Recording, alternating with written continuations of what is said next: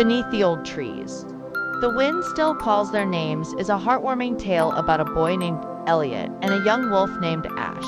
Two lost souls who meet by chance in the depths of a misty forest and go on to build a bond so profound. It transcends time and even death. From their first encounter in the fog, to a life-or-death battle deep within the shadowed woods. From peaceful days on the porch to a tearful farewell under the moonlight, this story gently guides the reader through a quiet yet powerful journey, where trust is built in silence, and love exists without needing to be spoken. A short story of healing and humanity, it leaves behind a soft resonance like wind passing through trees. Slow, tender, and impossible to forget. If anyone has ever wandered through the northern mountains of Montana in the fall, they would remember the crisp yet gentle feeling of early morning mist clinging to the grass, and the crimson maple leaves painting the narrow dirt paths as if whispering something too soft to be heard. In that place where the sky hangs so low it feels like you could reach up and touch it, where the forest still carries the scent of damp earth and pine resin, there is a small town nestled against the hillside. The town is called Maple Hollow, a name few remember on a map, yet it is where a quiet and profound story begins, like the wind slipping through the leaves. Let me begin with the boy Elliot. 12 years old, thin, quiet, with eyes that seemed to hold the whole autumn sky. He wasn't like the other children in town. He didn't shout or run or play noisy games.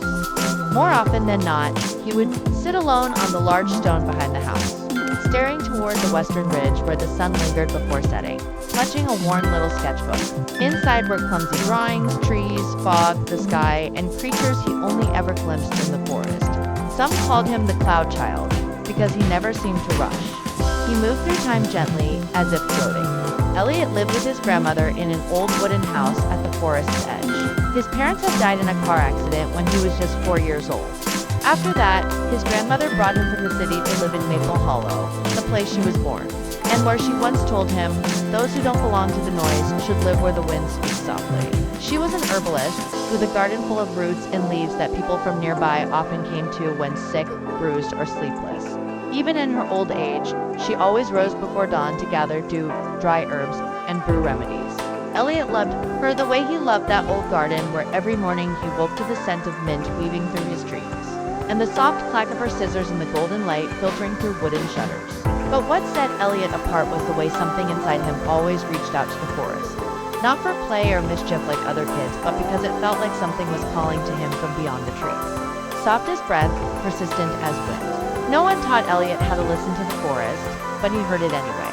The rustle of falling leaves, the crack of distant branches, the footsteps of unknown creatures, or the solitary howl of something wild in the night. Whenever his grandmother was sound asleep, Elliot would sit by the window, eyes wide, ears straining for something beyond ordinary winds. Elliot's world was small, a warm kitchen, the herb garden, and footsteps along narrow paths behind the house. But his heart was vast, drifting far beyond, as if dreams had secretly stitched a hidden map into his soul, leading to a place no one else had ever been. Then one day, his grandmother fell ill, not gravely, but with a cough that wouldn't go away. And each cough sounded to Elliot like something cracking inside him. Quietly, he flipped through old herb books, asked the elders in town, and heard of a rare fungus that grew deep in Mistvale, *** Hollow, a forbidden valley where the trees were thick as walls, the fog so dense it hid the sun, and where people said those who entered were never seen again. No one advised him to go. Even his grandmother, through her coughs, only held his hand and shook her head gently, like a leaf falling. But Elliot couldn't bear it. He couldn't watch the only person who had ever loved him fade like a candle before the wind. That morning was colder than usual. Elliot woke before the roosters crowed, stuffed a few crumbs of bread into his pocket, pulled on his old wool sweater, and wrapped himself in the scarf his grandmother had knitted the year before. On the table, he left a small note. "I'm going out for a bit to bring back medicine for you. Don't worry, I'll listen to the wind." He didn't know he would return with more than just a healing fungus. He didn't know this journey would lead to a meeting that would stay with him for the rest of his life. A pair of golden, translucent eyes in the mist, a frail creature lying silent and wounded, waiting for death, and a friendship that would grow in stillness. But in that moment, he was just a 12-year-old boy, stepping into the forest with a heart full of love and trembling hands clutching a warm scarf. The morning sky seemed to hold its breath. The trees leaned gently toward him, and the wind began to call his name, softly, Elliot. Elliot. The encounter in the mist when human and wolf eyes met for the first time in the forest's silence Mistvale was unlike any place Elliot had ever been. Each step he took sank into the soft, damp earth, thick with moss like a wet blanket. Towering trees stretched so high they blocked out the sky, their trunks rising like silent guardians. With every bush he passed, the mist curled around him, like invisible hands gently tugging at his sleeves, slowing him down, both in body and in heart. The air carried the scent of mystery, utterly still, without birdsong or the rustle of leaves. Only the sound of Elliot's breathing and the steady beat of his heart remained, as if the forest itself were listening. He walked on and on until the sun had risen high. Then, suddenly, a sound broke the silence. It wasn't loud. Just a faint whimper, hoarse and fragile. Elliot stopped. His heart pounded harder. He turned his head, scanning the trees, then followed the sound like a thin thread drawing him forward. Beneath a fallen tree covered in green moss, he saw it. A small creature curled up, its back arched in pain. One hind leg trapped under a thick branch. It was a wolf pup. Its fur was ash gray, matted with dried blood and mud, and its eyes, amber gold like polished stone, glowed brightly through the mist. They stared at Elliot, not with fear, but with the still resignation of a creature too exhausted to struggle, too worn down to resist. Elliot dropped to his knees. His hands trembled. He had never been this close to a wild animal before, let alone a wolf. But those eyes weren't wild or threatening. They were simply quiet, heartbreakingly quiet. "It's okay," Elliot whispered. He gently pulled the branch aside, inch by inch, until the wolf's leg was free. It didn't howl, it didn't growl. It just let out a soft whimper. Resting its head on the moss. Elliot tore his scarf, the one his grandmother had knitted, and used it to wrap the wound. His small hands clenched tighter every time blood seeped through. When he finished, Elliot slumped beside it. He didn't dare touch it, and he couldn't bring himself to walk away. The mist thickened as the day faded. Elliot gathered dry twigs and lit a small fire. He took out the bread from his pocket, crumbled it, and placed the pieces a few steps away, then backed off. The wolf watched, hesitated, then hobbled on one leg to eat, slowly, carefully. That night, Elliot slept beside the wolf. The two of them curled up beneath the trees, the small fire casting flickering shadows on the leaves above. In a half-waking state, Elliot heard the wind murmuring around him as if it were whispering something only the forest knew. And for the first time, Elliot felt he was no longer alone in the heart of the woods. Climax when darkness reached out. Elliot and Ash's fight for survival in the final days of autumn. Mistvale began to change. Elliot didn't sense it from the sky, which still hung heavy with its usual mist, but from something deeper within himself. The familiar trails he and Ash once wandered grew eerily quiet. The old footprints they had left behind vanished, overnight replaced by massive claw marks etched into the damp forest floor. Ash sensed it too. He growled softly as night fell, ears alert, body tense like a tightened string every time the wind shifted. Elliot didn't know what was near, only that it wasn't like anything he'd ever seen or heard about. And then, the night came. A thunderous roar tore through the silence of the forest, jolting Elliot awake. Ash was already on his feet, fur bristling, snarling toward the dense thicket near their camp. Before Elliot could react, a monstrous black shape burst forth, a massive gray bear. Old and wild-eyed, its jagged teeth bared in a roar that split the night. This wasn't just instinct. This was hunger, territory, blood. Elliot screamed and tried to run, but slipped on the thick moss beneath him. In that moment of terror, Ash lunged forward like a gray arrow, letting out a fierce snarl as he slammed into the bear's shoulder. The impact shook the clearing, sending birds scattering from their nests in panic.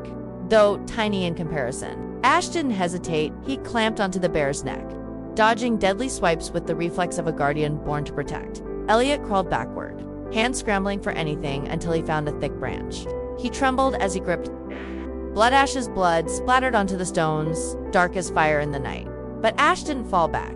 Every time the bear hurled him against the trees, he rose again, limping. Growling, no longer moved by pain, only by loyalty, cried out, "Ash, get back."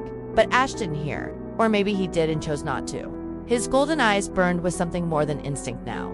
Elliot ran forward, striking the bear with the branch. The bear turned with a snarl, swiping its massive paw. Elliot was thrown aside, his head slamming into a stone. Stars exploded behind his eyes. In that instant, Ash attacked again, sinking his teeth into the bear's shoulder, dragging it away from Elliot. The bear roared, slamming Ash to the ground, claws tearing down his back. Ash whimpered, gasping, bleeding, but still crawled between Elliot and the monster, standing there, shaking, wounded like a silent wall between death and his friend. Elliot, barely conscious, staggered up, blood running down his face. Gripping a sharp stone in one hand, he lunged and drove it into the bear's eye. A scream of agony ripped through the forest. The beast stumbled back, blinded, and fled into the night, leaving behind only blood, pain, and silence. Elliot collapsed, crawled to Ash, now unmoving, breathing in shallow rasps. His ash-gray fur soaked in blood. "Ash, please, don't leave me." Elliot sobbed. Ash opened one eye, let out a soft whimper. His tail moved barely. And with the last bit of strength he had, he licked Elliot's hand. Elliot pulled him close, shaking. Rain began to fall like the forest itself, weeping with them. The next morning, as the first rays of sunlight pierced the canopy, Elliot trudged through the woods. Ash strapped to his back, unconscious, but breathing. He didn't return to the old camp. He didn't stop. With every ounce of strength left in him, he carried Ash home to the wooden cottage, to the scent of mint, to the warmth of his grandmother's hearth. His grandmother, eyes shining with tears as she saw the bloodied, fragile boy standing at the threshold, didn't ask much. She simply gathered her herbs, lit the stove, and began tending to their wounds. For 7 days and nights, Elliot never left Ash's side. He read stories aloud, played his wooden flute, whispered things only they would understand. On the afternoon of the 8th day, Ash opened his eyes. He looked at Elliot, then stretched his head forward and licked Elliot's cheek. One more time. Elliot cried, but this time they were tears of hope. From that day on, Ash lived with Elliot and his grandmother on the edge of the Maple Hollow woods. At first, the townsfolk were afraid, but over time, they accepted it. They said, "That wolf isn't a wolf.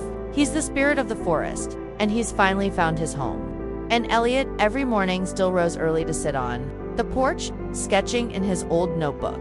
Ash sat beside him, older now, his fur grayer, but his eyes still glowing gold, watching the forest where the wind still called their names. Elliot, Ash. And if you ever pass through Maple Hollow on a misty morning and pause to listen closely to the breeze, you just might feel a story, one that needs no words, yet speaks as clearly as your own heartbeat. A story of quiet friendship, fierce courage, and an unbreakable bond between a boy and a wolf. Epilogue. Beneath the old trees, the wind still calls their names. Many years had passed since that autumn. Maple Hollow hadn't changed much. The maples still burned bright red each October. Snow still blanketed the schoolyard every January.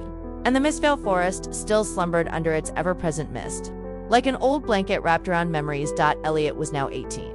Taller, steadier, but his eyes still held the quiet depth of the boy he once was, always listening. In those 6 years, he and Ash had never spent a day apart. Ash had grown into a majestic, powerful wolf, yet still rested his head on Elliot's lap during cold winter evenings, still walked the forest edge with him each morning, and still turned back whenever Elliot called his name into the wind. No one feared Ash anymore. Children in town grew up with the image of a boy and a wolf walking side by side like one shadow. They called Ash the Forest Keeper. And the elders would pause, smile softly, and say, maybe the forest chose them. Elliot's grandmother had grown weaker with time, but her smile never faded, especially when she saw those two souls sitting by the fire. Elliot reading, Ash resting his chin on the boy's legs, breathing peacefully. She used to say, life doesn't reside in flesh and blood, but in the way we love and are loved. One early spring afternoon, she passed away softly, like a breath slipping out through an open window.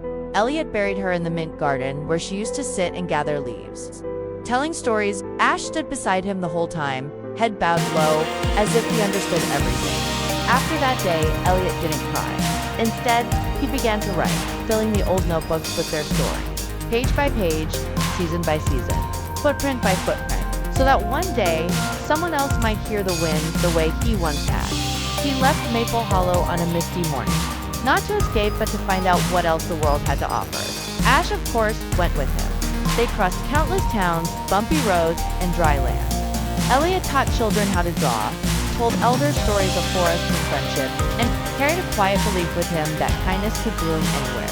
Ash, though older with each passing season, always walked ahead, a silent guide. Whenever Elliot collapsed from exhaustion, Ash sat beside him, watching the stars. And whenever Elliot laughed, Ash would nudge his head against him, as if to say, yes, life is worth it. One autumn, after many years of wandering, Elliot returned to Maple Hollow. The town felt smaller, but his heart had grown larger than ever. He rebuilt the old wooden house, replanted the mint garden, and opened a small school where he taught children to draw, to tell stories, and to listen to the wind. Ash, his fur silvered, his steps slower, was always nearby, still resting his head on Elliot's leg like he had in the beginning. One winter night, beneath the moon's glow, Elliot wrote the final page of the longest journal of his life. Ash lay beside him, breathing softly, then, without pain or sound, closed his eyes. Death came not as a thief, but as a quiet homecoming. Elliot didn't cry. He held Ash for a long time, then gently buried his friend beneath the pine tree in the backyard, the very place where they used to sit in stargazing for hours. He placed a stone there, etched with the words ASH, friend of the wind, keeper of my heart. The following spring, a small wildflower grew beside Ash's grave, a kind never seen before in Maple Hollow, white, tiny, fragile as a whisper. Elliot named it Wolf Flower and told the children never to pick it. He kept living, kept writing, kept listening. Sometimes, in his dreams, he'd find himself running through Mishvale with Ash at his side, no longer old, only light and laughter and wind. And if one day you pass through Maple Hollow and see a quiet man sitting on his porch, a weathered notebook in his hands, don't be surprised if he asks you, have you ever heard the wind call your name? Because the wind is still there, and sometimes it whispers the name of someone as a gentle reminder that true friendship never dies. It just becomes the wind.